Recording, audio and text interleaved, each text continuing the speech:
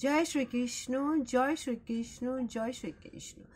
जय राधा रानी की जय, जय सिया रामचंद्र की जय, जय वैष्णो माता की जय, जय खाटू श्याम की जय, जय श्रीमद् भगवत गीता की जय, जय श्री কুরুক্ষেত্রে সে মাটির জয়, যেখানে ভগবান সমস্ত মানব জাতিকে গীতার গান গীতা দান করেছিলেন অর্জুনের মাধ্যমে।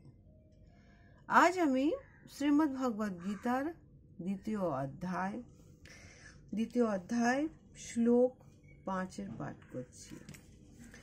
না হি কশ্চিতঃ ক্ষণম अपि जातु तिष्ठति अकर्मात् कार्यते हि अवश्यः कर्मा सर्वः प्रकृतिजयी गुणे।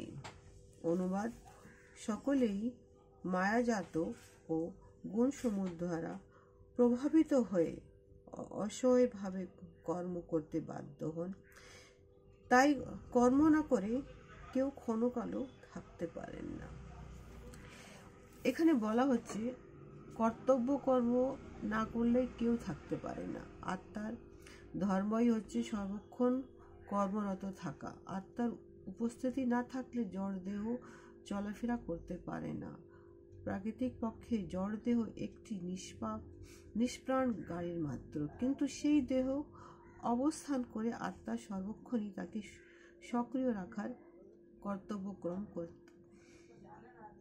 করেই যাচ্ছে এবং এই কর্তব্য থেকেই এক মুহূর্ত সে বিরতি থাকতে পারছে না।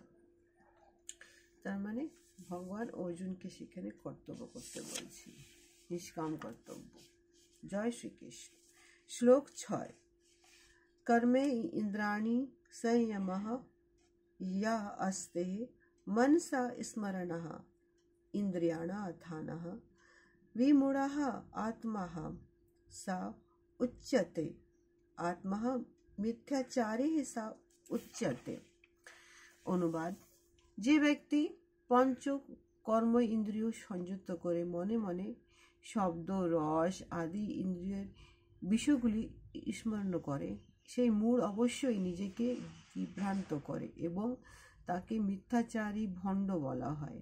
এখানে বলা হচ্ছে অনেককে দেখা যায়, অনেক সাধু সন্তকে ওরা সাধু সন্তের একটা ভেগ ধারণ করে থাকে, অথচ তারা মন থেকে তারা সমস্ত কিছু রস মায়াতে সে এনজয় করছে, কিন্তু ওরা প্রাকৃতিক রূপে তারা সাধু না, শুধু সাধুটা বেগ ধারণ করে আছে। তারা নিজে তো বিভ্রান্ত হয়ে আছে আর তারা তার আশেপাশে সমস্ত মানুষকে বিভ্রান্ত করছে। সেই সব মানুষ থেকে, সেই সব মিথ্যাচারী থেকে সবসময় দূরে থাকা উচিত, যারা মানুষকে ভালো জ্ঞান দিচ্ছে না, ভালো বিবেক দিচ্ছে না। এখানে ভগবান বলছেন শ্রীকৃষ্ণ তার মায়া শক্তি তার প্রভাবে এই ধরনের পাপাচারীদের সমস্ত জ্ঞান এক সময় না এক সময় তাকে তারা শাস্তি দেন, তাকে অপহরণ করে নেন। এই ধরনের পাপাচারীদের মন সর্বদাই অপবিত্র এবং সেই জন্য তথাকথিতভাবে এগুলো সব লোক দেখানো ধ্যান নিরর্থক। জয় শ্রীকৃষ্ণ, জয় শ্রীকৃষ্ণ, জয় শ্রীকৃষ্ণ। আগামী ব্লগে একটি শ্লোক নিয়ে আসবো ততক্ষণের জন্য। জয় শ্রীকৃষ্ণ।